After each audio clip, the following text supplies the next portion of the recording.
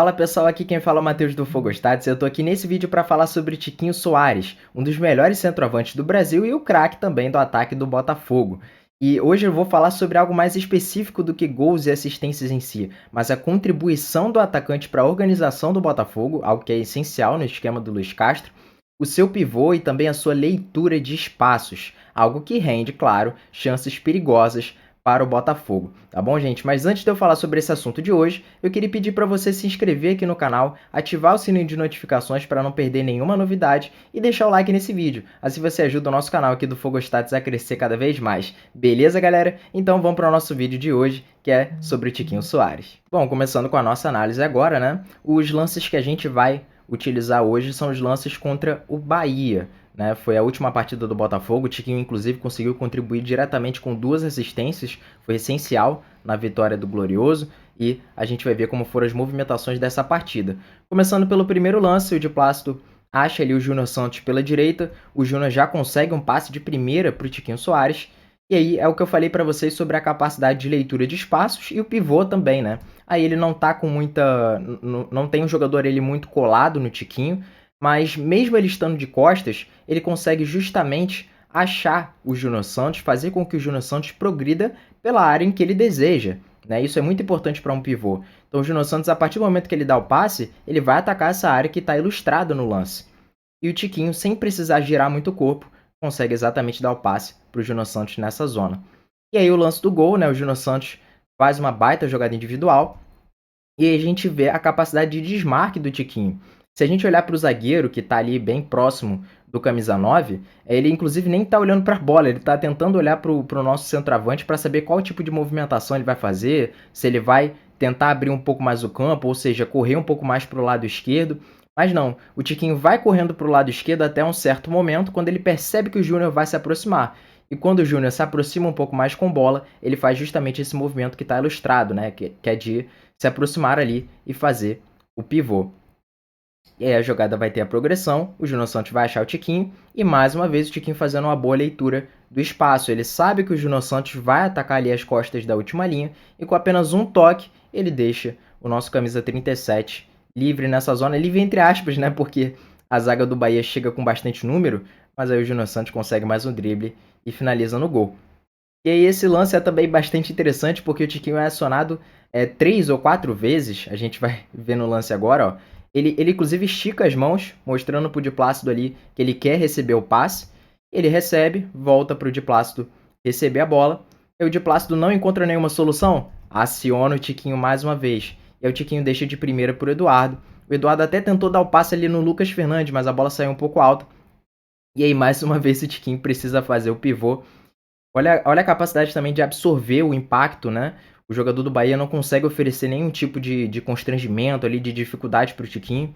Ele domina no peito, também não consegue encontrar nenhum jogador ali para progredir e limpa a jogada para o Vitor Cuesta. E aí mais um lance, né? O Danilo Barbosa vai fazendo a progressão. E aí o Tiquinho, que é muito, muito bom nisso, né? Ele tá sempre induzindo a marcação para abrir um pouco mais o campo, para ela andar para trás sempre, né? E no momento certo ele sabe se descolar da última linha e fazer esse movimento que está ilustrado mais uma vez na imagem. Então ele descola, né, da última linha para ser esse apoio frontal. E aí ele acha o Eduardo acaba errando um pouquinho no domínio. O Eduardo não esteve muito bem tecnicamente nesse jogo, mas como o vídeo é sobre o Tiquinho, né, ele foi muito bem nesse lance. E aí, mais uma vez, né, o Eduardo é um jogador que gosta bastante de acionar o Tiquinho de primeira. E aí, como o Botafogo não ia conseguir progredir muito pelo lado direito, o Tiquinho, mesmo sem dominar, né, não precisa nem dominar, já toca de primeira para o Danilo Barbosa na zona onde o meia está mais livre. Então isso é muito interessante porque o Tiquinho é aquele apoio frontal perfeito, né, para o Botafogo. Se você tá com aquela dificuldade para construir um pouco mais, ele vai aparecer no lado direito, vai aparecer no lado esquerdo, vai ser também a sua referência nos laterais. Então isso é muito importante também para você progredir no campo ali pelos lados. E por dentro também, né? Um jogador que sempre vai fazer tabelas com muita qualidade. E aí, um lance interessante para a gente ver também um pouco sobre as trocas de posição do Botafogo. No caso, a gente vê os dois laterais na mesma linha dos meias. Então tá lá o Rafael lá na esquerda e o Di Plácido aqui na direita. O Eduardo fica ali no entrelinhas, foi algo que o Botafogo adotou um pouco mais durante uma certa parte do jogo contra o Bahia. não ficou só naquele 4-4-2, né, do Eduardo bem próximo ao Tiquinho.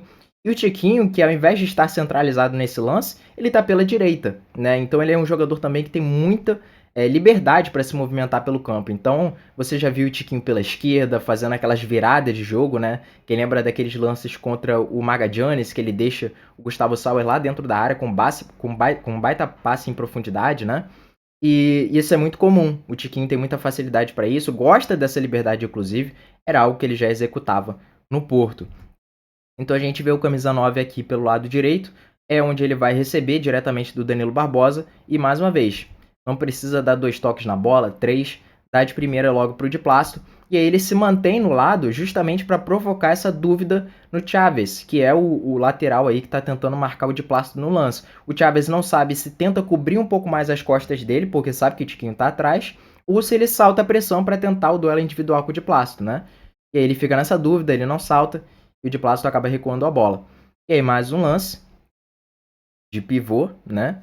E aí é muito interessante para a gente ver, eu vou até alterar aqui a câmera para a gente conseguir ver melhor como que o Tiquinho ajudou nesse lance, né? Como que ele auxiliou. E como vocês viram, né? O Felipe Sampaio deu o cabeceio na bola, a bola ficou ali sem muito dono, né? Ela quica atrás do Luiz Henrique. E o jogador do Bahia, que achava que estava tranquilo ali para tentar o domínio da bola, o Tiquinho, em apenas um segundo, questão de um segundo, né, consegue tomar a frente do jogador e dar prosseguimento, conseguindo achar o Luiz Henrique. Então ali era basicamente uma jogada morta, mas o Tiquinho, com apenas uma movimentação, com um segundo ali, ele consegue mudar o lance e tornar a posse de novo sendo do Botafogo, né? É bastante interessante essa disputa pelo espaço, muito inteligente que tem o Tiquinho. Como vocês puderam ver, né, a antecipação dele que é muito boa. E aí, o lance do segundo gol, né? Algo muito interessante também de se citar é a inteligência do Tietê. O Tietê sabia que se ele desse o passe rasteiro, seria um pouco mais complicado e o seu opositor direto ali poderia interceptar esse passe. Então o que ele faz? Ele dá uma levantadinha na bola, né? Fiquem prestando atenção nisso, além da movimentação do Tiquinho Soares, é claro, né? Mais uma vez fazendo aquele pivô de primeira. E aí, como eu disse para vocês, a leitura de espaço do Tiquinho Soares, mais uma vez sendo mostrada nesse jogo. Ele sabe que o Tietê vai dar o passe e vai atacar justamente essa zona em que há mais espaço ali na fase defensiva do Bahia. E, com um toque apenas, ele aciona o nosso camisa 6. E aí o Tietê consegue fazer o gol, uma baita finalização. Então, 2 lances bem parecidos, né, do Botafogo, os 2 gols bem parecidos, utilizando ali a parede do nosso camisa 9. E aí mais o lance, né, o contra-ataque do Botafogo aos 41, e o Tiquinho consegue auxiliar. Então é isso, gente. Eu acredito que deu para passar um pouco para vocês a forma como o nosso camisa 9 é extremamente importante, seja na primeira fase de construção, seja na segunda, seja na última fase, já para as zonas de finalização. É um atleta que gosta muito de procurar associações no campo, né? Isso não é muito comum em todos os centroavantes, principalmente essa qualidade técnica para devolver de primeira.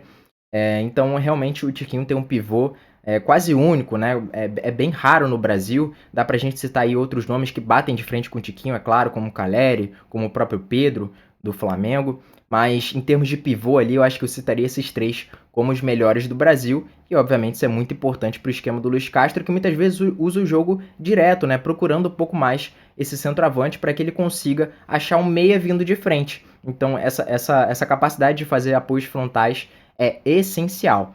Então, é isso, gente. Espero que vocês tenham gostado do vídeo de hoje. Um grande abraço. Novamente, deixem o like no vídeo, se inscrevam no canal e ativem o sininho de notificações também para não perderem nenhuma novidade. Tá bom, gente? Grande abraço, fiquem com Deus e tchau, tchau.